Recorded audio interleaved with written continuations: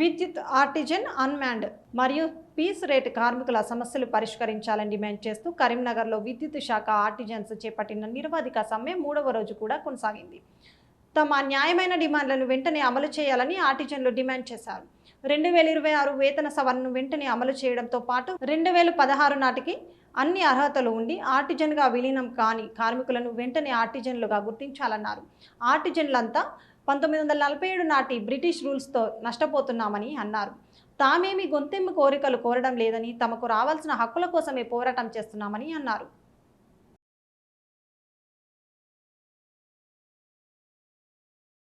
విద్యుత్ సంస్థలో 2009 మేము కాంట్రాక్ట్ ఎంప్లాయీగా జాయిన్ అయ్యాము.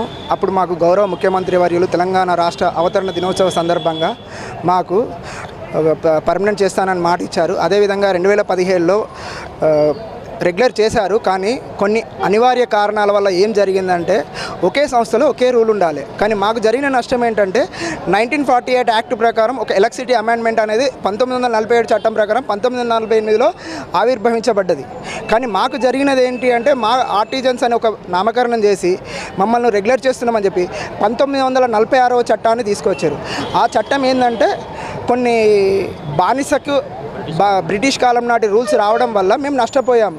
ఇప్పుడున్న 1948 యాక్ట్ ప్రకారం మాకు సర్వీస్ రూల్స్ కావాలని మేము కొట్లాడుతున్నాం. మెయిన్ ఆ సర్వీస్ రూల్స్ రావడం వల్ల ఏంటంటే విద్యార్హతల బట్టి ఇంటర్నల్ డిపార్ట్మెంట్ టెస్ట్ ద్వారా అయినా కానీ భవిష్యత్తులో మాకు రావాల్సిన గ్రాట్యుటీ కానీ లీవ్స్ కానీ ఇప్పుడు మాకు ఏపీఎస్సీబీ రూల్ అనేది 1948 చట్టం ప్రకారం అయితే ఏంటంటే 300 లీవుల వరకు ఉన్నాయి.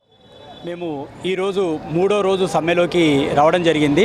మా ప్రధానమైన డిమాండ్లన్నీ కూడా మా రాష్ట్ర నాయకత్వం పిలుపు మేరకు మేము మా ప్రధానమైన డిమాండ్లు నెరవేర్చే వరకు మేము స్ట్రైక్లోనే ఇలాగే కొనసాగుతామని మేము తెలియజేస్తున్నాం.